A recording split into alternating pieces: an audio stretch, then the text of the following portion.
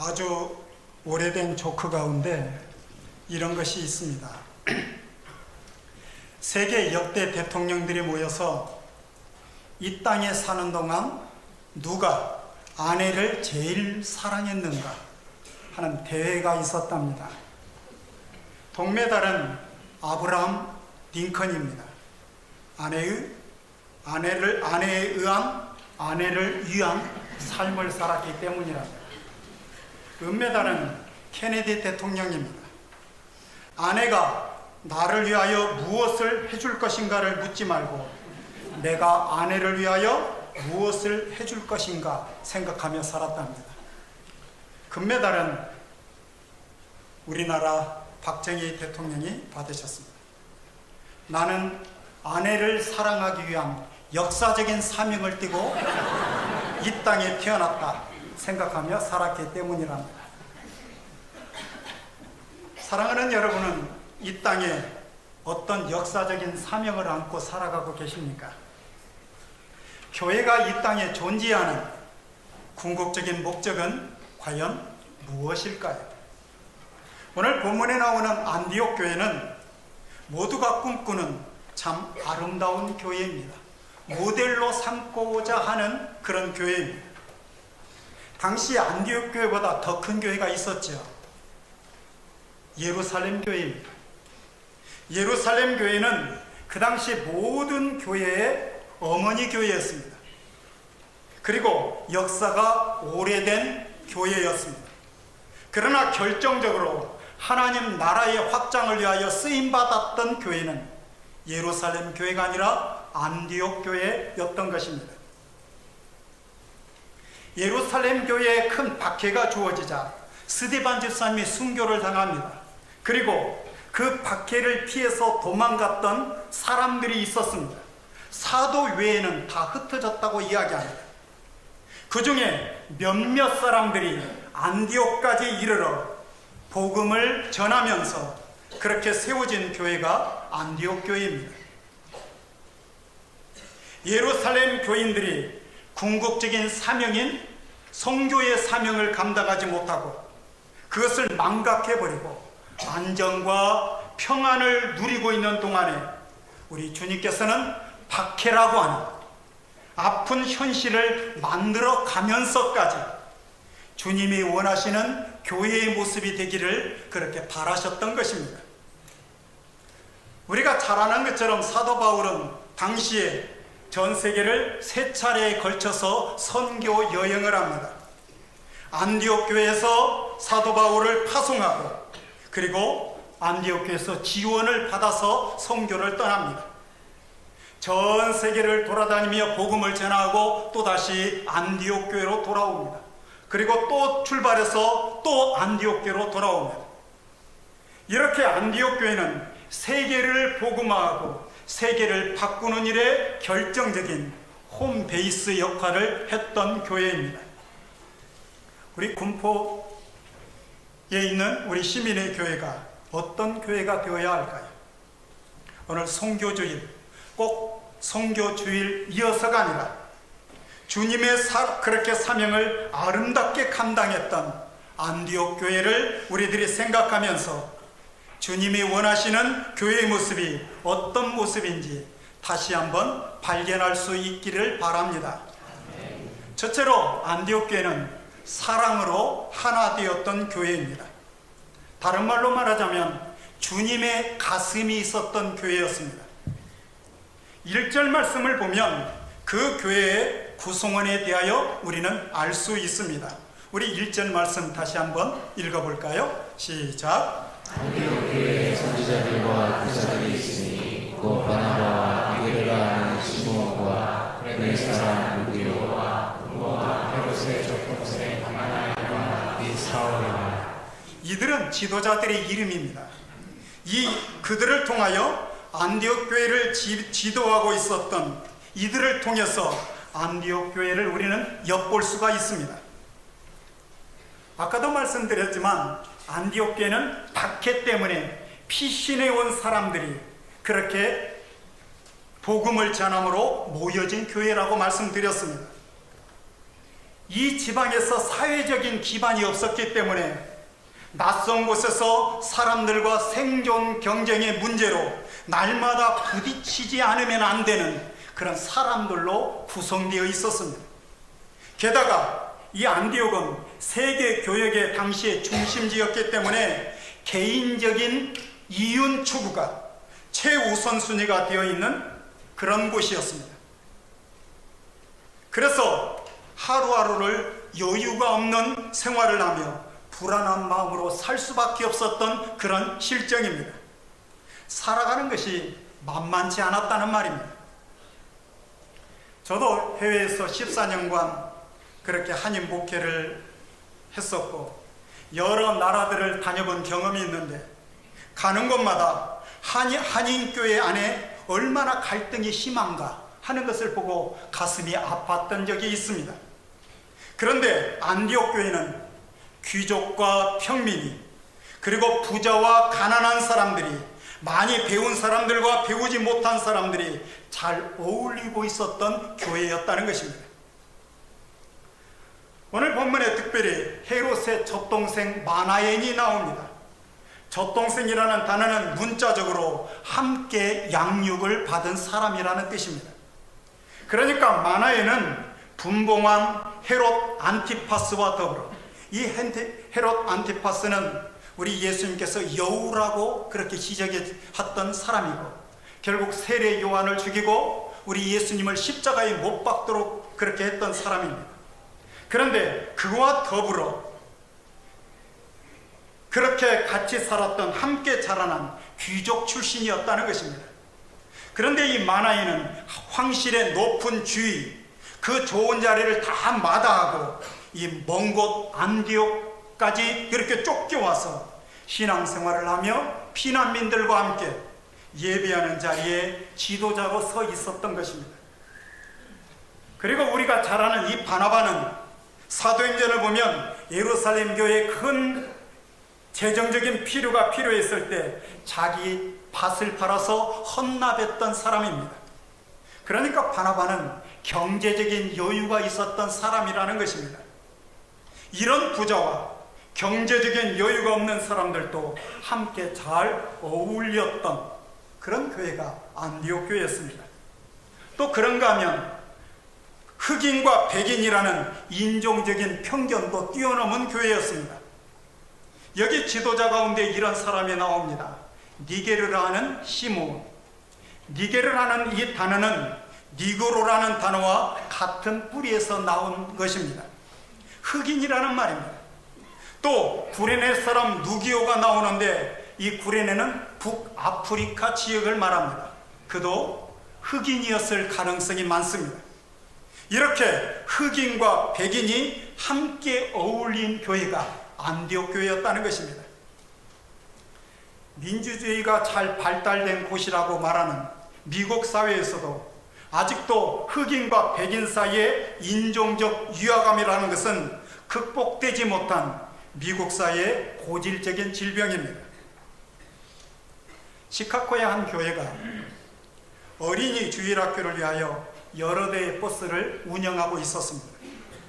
버스마다 선생님이 한 분씩 탔는데 선생님이 이렇게 보니까 버스 안에서도 항상 백인 아이들과 흑인 아이들이 따로따로 앉는 것이었습니다. 그래서 선생님이 아이들을 앞에 두고 우리의 피부 색깔은 결코 우리가 나뉠 수 있는 이유가 못 된다고 말했습니다. 사실 잘 보면 우리 중에 완전한 흰색이나 완전한 검은색 피부를 가진 사람은 없다고 이야기합니다. 그러면서 아이들에게 따라하라고 말합니다. 우리의 피부색은 검은색도 백색도 아니다. 우리는 다 회색이다. 우리는 별 차이가 없다. 우리는 다 비슷비슷하다. 그리고 아이들에게 또다시 다짐을 받습니다. 그리고 나서 버스를 태웠는데 뒤쪽에서 아이들 가운데 가장 대장격인 아이가 교통정리를 하는 소리가 들려오더랍니다. 밝은 회색은 이쪽으로, 어두운 회색은 이쪽으로. 우리가 이만큼 편견과 차별에서 자유롭지 못하다는 것입니다. 그런데 오래전에 안디옥 교회는 이것을 극복했다는 것입니다. 여러분, 교회가 이런 면모를 갖기 위해서는 아주 넓은 가슴이 필요합니다. 넓은 가슴이 아니고는 이렇게 될 수가 없습니다. 이것은 바로 주님의 마음입니다. 분쟁이 있었던 빌립보 교회를 향하여 사도 바울은 이렇게 외쳤습니다. 너희 안에 이 마음을 품으라. 곧 그리스도 예수의 마음이, 그리스도 예수의 마음을 품으라고 그렇게 말했습니다. 우리 한국 사회에서 가장 심각한 문제 중에 하나가 이 계층 간의 위화감입니다. 문제는 이 사회 계층 간의 이 갈등이 교회 안에도 그대로 옮겨 놓았다는 생각을 지울 수가 없는 것이 참 문제입니다. 오죽했으면 이런 웃지 못할 이야기가 생겼겠습니까?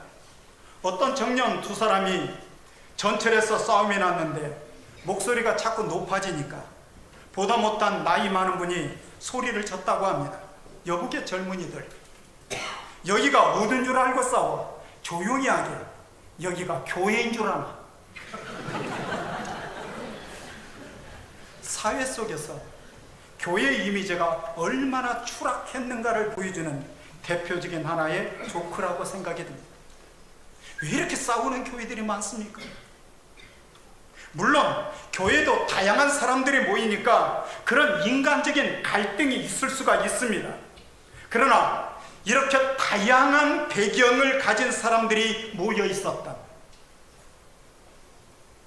귀족, 평민, 많이 배운 사람, 많이 배우지 못한 사람, 부자, 가난한 사람, 흑인, 백인, 그리고 황인도 있었을 것입니다. 이런 사람들이 모여 있었던 안디옥 교회가 주님의 꿈을 이루는 세계 선교를 감당할 수 있는 교회가 될 수 있었던 이유는 무엇인가? 주님의 가슴으로 서로를 섬기고 사랑했기 때문입니다. 저는 한 교회가 세상을 바꾸는 일에 다소나마 기여하고 영향력을 행사하려면 무엇보다도 다양한 사람들을 끌어안을 수 있는 이런 큰 가슴을 가져야 된다고 그렇게 생각합니다. 그것은 바로 주님의 가슴인데, 우리 시민의 교회가 이렇게 모든 갈등과 위화감을 넘어서 이런 주님의 큰 가슴을 가진 교회가 되기를 주님의 이름으로 축원합니다. 사도행전 11장 26절에 보면 안디옥 교회에서 처음으로 그리스도인이라는 이름이 그렇게 붙게 되었다고 이야기합니다. 그리스도인, 그리스도를 따르는 사람, 그리스도에게 속한 사람, 그리스도의 가르침대로 행하는 사람, 그런 뜻입니다. 안디옥의 시민들은 안디옥 교회 성도들을 주시했고 그들이 나누는 대화를 들었고 이들의 하는 습관과 이들이 하는 행동을 보고 이들은 그리스도인이다, 그렇게 이름을 붙여 주었다는 것입니다. 이제껏 유대인 교인, 이방인 교인, 부자 교인, 가난한 교인, 어떤 교인, 그렇게 나누었던 것이 이제는 그리스도인이라는 이름으로 하나가 된 것입니다. 우리가 그리스도인이라면 이제 그 이름에 걸맞는 그런 성도가 되어야만 합니다. 우리가 선교를 하고 봉사를 하고 무엇을 하기 이전에 먼저 이것이 준비되어 있지 않으면 아무것도 사실 할 수가 없는 것입니다. 넓은 가슴으로, 주님의 가슴으로 서로를 품어주는, 먼저 이렇게 사랑이 풍성한 교회가 될 때, 그때 더 힘있게 능력있게 선교도 하고 봉사도 하고 헌신도 할 수 있는 것입니다.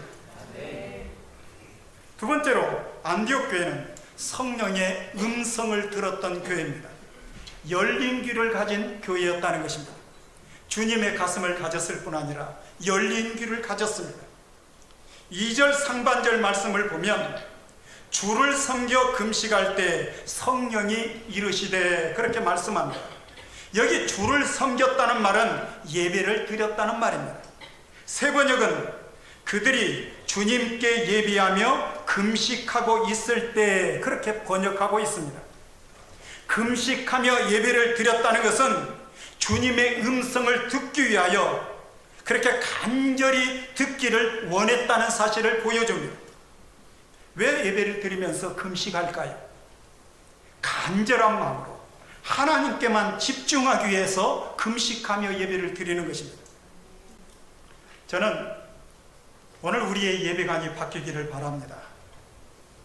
오늘 여러분들은 주일에 교회에 오면서 어떤 기대를 하고 오셨습니까?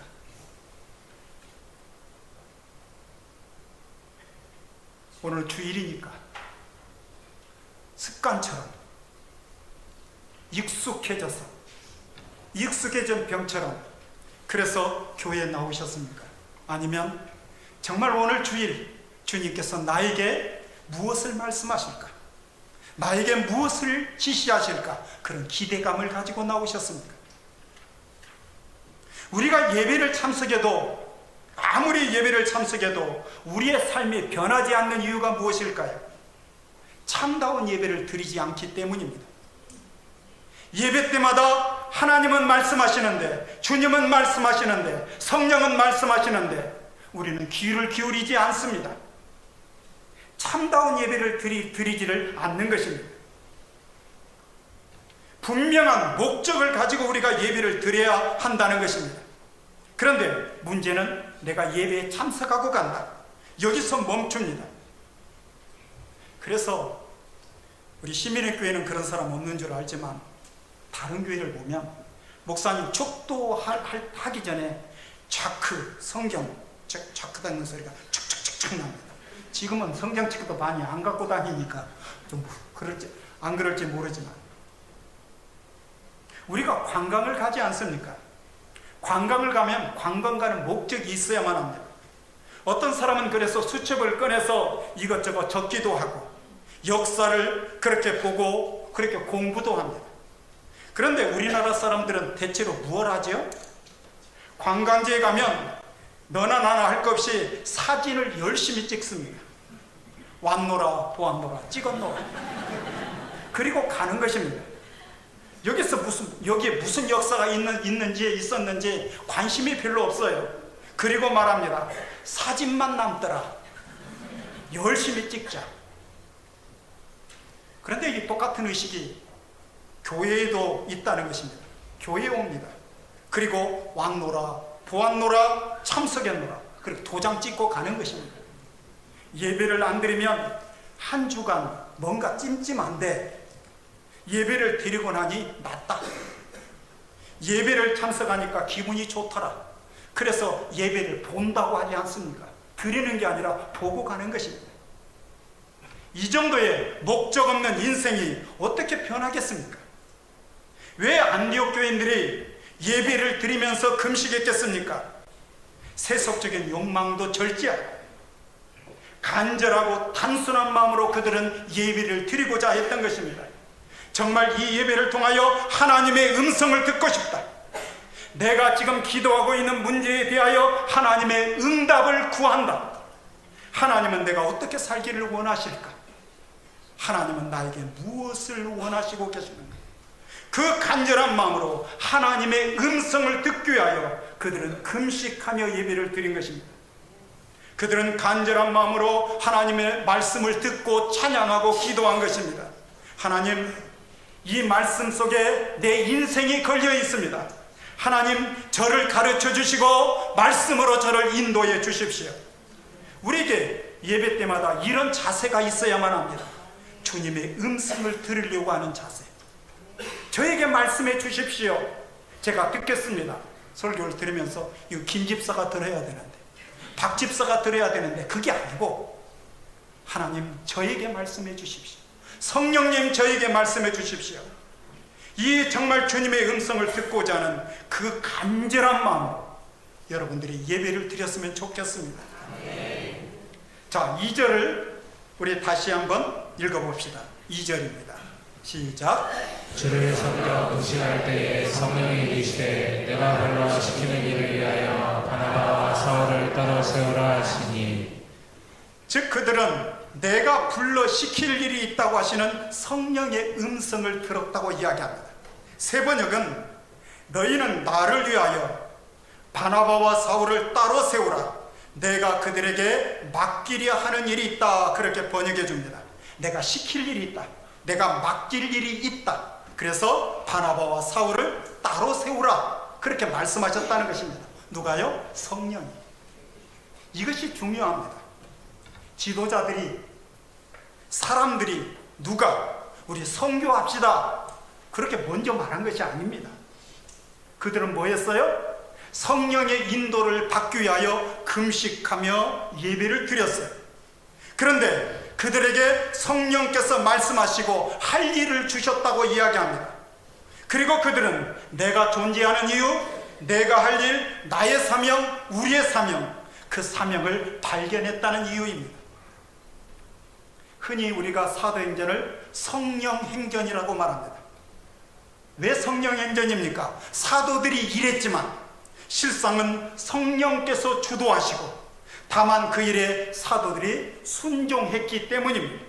선교의 주도는 성령께서 하시는 일입니다. 선교는 그리고 성령께서 가장 중요하게 생각하시는 일입니다. 그래서 사도행전 1장 8절은 이렇게 말씀하고 있습니다. 우리 한번 같이 읽겠습니다. 시작. 오직 성령이 너희에게 임하시면 너희가 권능을 받고 예루살렘과 온 유대와 사마리아와 땅 끝까지 이르러 내 증인이 되리라 하시니라. 이 말씀을 잘 보셔야만 합니다. 여기 보면 너희가 내 증인이 되라 그렇게 말씀하신 것이 아닙니다. 내 증인이 되리라 그렇게 말씀하셨습니다. 세 번역으로 제가 한번 읽어보겠습니다. 그러나 성령이 너희에게 내리시면 너희는 능력을 받고 예루살렘과 온 유대와 사마리아에서 그리고 마침내 땅 끝에까지 이르러 내 증인이 될 것이다. 성령이 너희에게 임하면 너희는 내 증인이 될 것이다.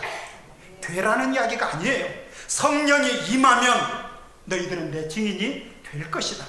되리라. 그렇게 말씀하셨어요. 그래서 무슨 일이든 기도하고 금식하고 눈물 많이 흘리는 교회가 좋은 교회입니다. 우리 시민의 교회에도 기막힌 사연을 안고 있는 성도들이 많을 것입니다. 그런 사람들을 격려해주고 위로해주고 기도해주는 교회가 되어야만 합니다.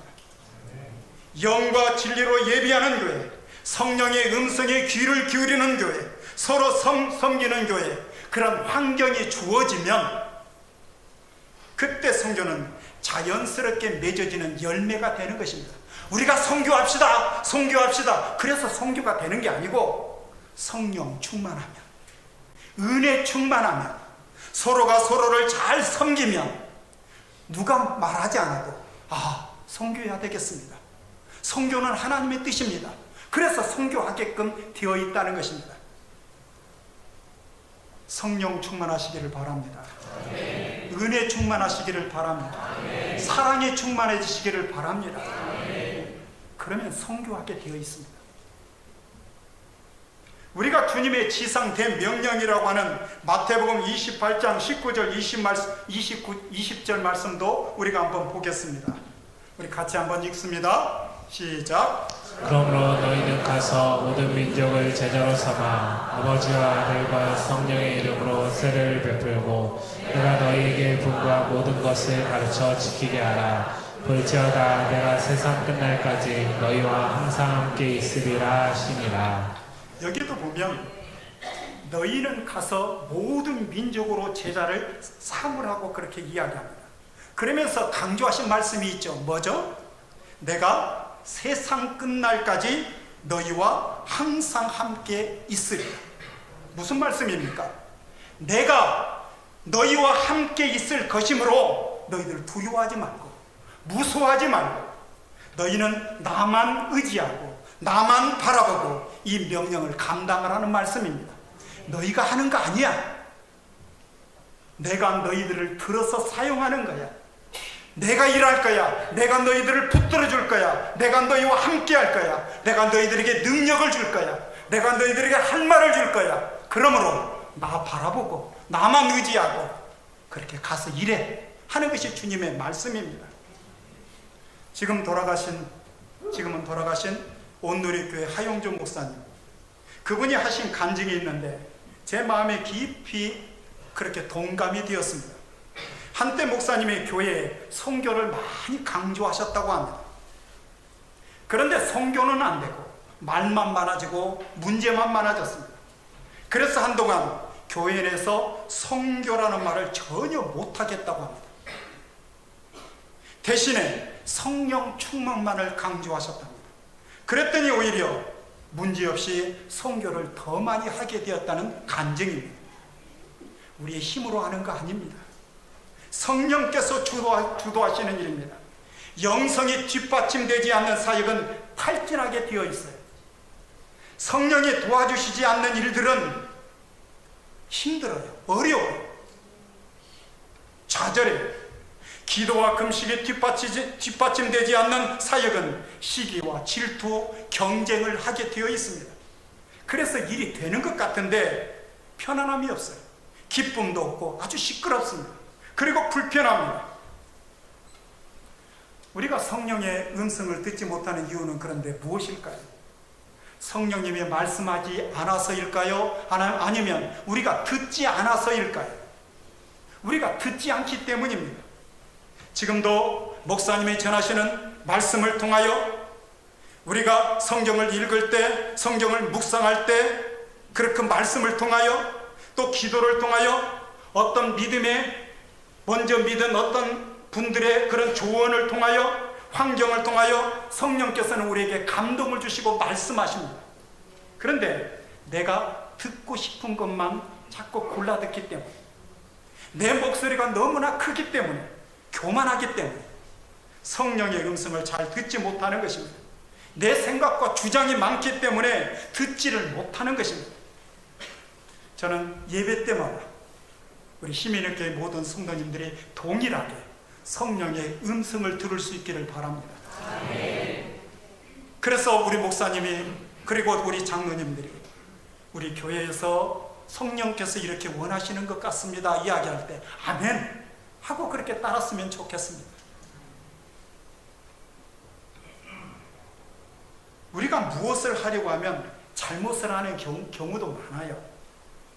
그러나 우리가 간절한 마음으로, 깨끗한 심령으로 하나님을 예비할 때 성령께서 우리가 해야 할 일을 지시하시는 것입니다. 그때는 나의 비전, 인간의 비전, 인간의 야망이 아니라 하나님의 비전을 이루게 되는 것입니다. 안디옥 교회는 금식하고 예비하는 동안에 이 크고 놀라운 세계 선교의 비전을 깨달았고 또 감당하는 능력도 받았습니다. 그들은 절대로 기도보다 앞서지 않았습니다. 그들은 절대로 성령보다 앞서지 않았습니다. 그들은 일이 시작되기 전에도 기도했고 금식했고, 그리고 그것이 결정된 다음에도 또 금식하며 기도했다고 오늘 본문은 이야기합니다. 이제 마지막으로 안디옥 교회는 주님의 말씀 앞에 순종했던 교회입니다. 순종하는 발을 가진 교회였다는 것입니다. 3절 말씀 다시 한번 읽겠습니다. 3절 시작. 이에 금식하며 기도하고 또 사람에게 안수하여 보내니라.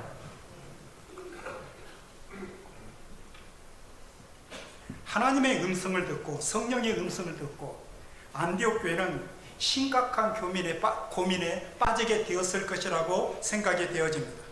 왜냐하면 복음의 아름다운 소식과 위로를 전해주면서 성장하던 이 교회의 주축이 되었다.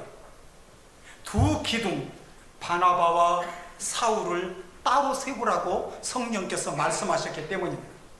이때는 안디옥 교회가 세워진 지 약 2-3년 정도가 그렇게 흐른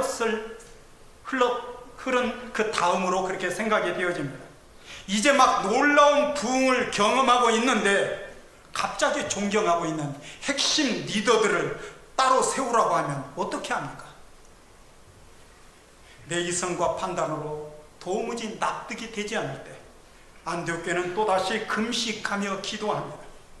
내 뜻이 아니라 주님의 뜻이 이루어지기를 위하여 기도하는 것이 바른 기도입니다. 주님의 뜻을 따르기에는 너무나 지금 납득이 되지 않습니다. 그래서 자신을 죽이는 기도가 바로 금식 기도입니다. 주님 뜻이 옳은 줄 알지만 도무지 순종하기가 어렵네요. 그러나 도와주셔서 우리로 하여금 주님의 뜻에 순종할 수 있도록 도와주시기 바랍니다. 그런 의미가 담겨 있는 것입니다. 우리 예수님 겟세마네 동산에서 십자가를 앞에 놓고 간절히 기도하셨어요. 할 수만 있거든 이 잔을 내게서 옮기시옵소서. 그러나 내 뜻대로 마옵시고 아버지의 뜻대로 하옵소서. 이게 바로 희생입니다. 안디옥 교회는 성령의 음성에 당황했겠지만, 좀 납득은 안 되었지만, 그러나 그들은 즉각적으로 순종합니다. 사랑하는 여러분들도 성령께서 그렇게 말씀하신다고 느껴지면, 납득이 안 돼도, 이해가 안 돼도 순종하는 여러분들 되기를 바랍니다. 왜요? 더 넓은 세상의 복을 얻기 위하여, 더 많은 사람들의 복을 얻기 위하여 그들이 사랑했던 이런 사람들을 세계 선교를 위하여 내어놓았던 것입니다. 선교는 남는 것으로 하는 것이 아니라 가장 중요한 것을 드리는 것입니다. 가장 중요한 것을 내놓는 일입니다. 단순히 선교하는 교회가 아니라 선교 주도적인 교회가 되어야만 하는 것입니다. 보냄이라, 보내는 선교사가 있고 가는 선교사가 있습니다. 여러분들은 보내는 선교사입니다. 일선에 나가 최전방에서 복음을 전하는 선교사들을 위하여 그들과 같은 마음으로 기도해주고 후원해주고 같은 마음으로 그렇게 일하는 것입니다. 그러나 많은 사람들이 성령의 음성을 들었다고 해서 그 음성에 다 순종하지는 않습니다. 그냥 한쪽 귀로 흘려버립니다. 내가 주님의 음성을 들었다는 것은 이제 그 말씀대로 살아야 되겠다는 구체적인 응답이 있어야만 하는 것입니다. 그러면 왜 우리가 헌신하고 희생해야 될까요? 그 대답은 간단합니다. 왜요? 우리가 이미 엄청난 희생을 경험했기 때문입니다. 하나님이 세상을 이처럼 사랑하사 독생자를 주신 그 엄청난 사랑을 우리가 이미 경험했기 때문입니다. 나를 위하여 하나님께서 아들을 이 땅에 보내셔서 사정없이, 그야말로 사정없이 십자가에 못 박아 버리신 그 엄청난 사랑, 그 엄청난 희생을 우리는 경험했기 때문입니다. 한 편지를 읽어드리겠습니다. 사랑하는 아버지, 어머니, 이곳 조선 땅에 오기 전 집들에 심었던 꽃들이 활짝 피어났다는 소식을 들었을 때 하루 종일 집 생각만 했습니다. 욕심쟁이 수지가 그 씨앗을 받아 동네 사람들에게 나누어 주었다니 너무나 대견스럽군요. 아마 내년 봄이 되면 온통 우리 동네는 내가 심은 노란 꽃으로 덮여 있겠군요. 아버지, 어머니, 이곳 조선 땅은 참으로 아름다운 곳입니다. 모두들 하나님을 닮은 사람들 같습니다. 선한 마음과 복음에 대한 열정으로 보아 아마 몇십 년이 지나면 이곳은 예수님의 사랑이 넘치는 곳이 될 것 같습니다. 저는 복음을 듣기 위하여 20km를 맨발로 걸어오는 어린아이들을 보았을 때 그들 안에 있는 하나님의 사랑 때문에 오히려 위로를 받습니다. 그러나 한편에서는 탄압이 점점 심해지고 있습니다. 그저께는 예수님을 영접한 지 일주일도 안 되는 서너 명이 끌려가 순교했고, 토마스 선교사와 제임스 선교사도 순교했습니다. 선교 본부에서도 철수하라는 지시가 있었지만 대부분의 선교사들은 그들이 전도한 조선인들과 아직도 숨어서 예배를 드리고 있습니다. 그들은 모두 순교를 할 작정인가 봅니다. 오늘 밤은 유난히도 고향으로 돌아가고 싶습니다. 외국인을 죽이고 기독교를 증오한다는 소문 때문에 부두에서 조선 땅으로 가는 저를 끝까지 말리셨던 어머니의 얼굴이 자꾸 제 눈앞에 어립니다. 아버지, 어머니, 어쩌면 이 편지가 마지막일 수도 있습니다. 제가 이곳에 오기 전 뒷뜰에 심었던 한 알의 씨앗이 이제 내년이면 온 동네가 꽃으로 가득하겠지요. 그리고 또 다른 씨앗을 만들어내겠지요. 저는 이곳에서 작은 씨앗이 되기로 결심했습니다. 제가 씨앗이 되어 이 땅에 묻히게 되었을 때 아마 하나님의 시간이 되면 조선 땅에는 많은 꽃들이 피고 그들도 여러 나라에서 씨앗이 될 것입니다. 저는 이 땅에 저의 심장을 묻겠습니다. 바로 이것은 조선을 향한 저의 열정이 아니라 조선을 향한 하나님의 사랑이라는 것을 알게 되었기 때문입니다. 어머니 아버지 사랑합니다. 한국 선교 초창기에 한 이름 없는 선교사가 고국에 있는 부모에게 보낸 이 편지는 우리 민족의 과거를 발견하게 합니다. 그들의 헌신과 사랑과 희생이 있었기에 오늘 우리도 지금 이 자리에 있는 것입니다. 안디옥 교회 순종이 얼마나 많은 생명의 열매를 맺게 되었습니까? 오늘 우리에까지 그래서 복음이 전달된 것입니다. 제가 사실 오늘 설교 제목을 우리가 꿈꾸는 교회라고 했지만 저는 본문을 계속 묵상하면서 우리가 꿈꾸는 교회가 중요한 것이 아니라 주님이 원하시는 교회가 더 중요하다고 생각했습니다. 주님이 원하시는 교회. 우리 시민의 교회를 보면서 우리 주님께서 그래, 시민의 교회는 내 마음에 합한 교회다. 내가 원하는 교회다. 아마 안디옥 교회를 바라보시면서 그렇게 주님은 말씀하셨을 것입니다. 그리고 우리 시민의 교회를 향하여 내 마음에 합한 교회, 그리고 내가 참 중요한, 내가 원하는 교회, 시민의 교회다. 그렇게 인정받는 모두가 되기를 우리 주님의 이름으로 간절히 축원합니다. 기도하겠습니다.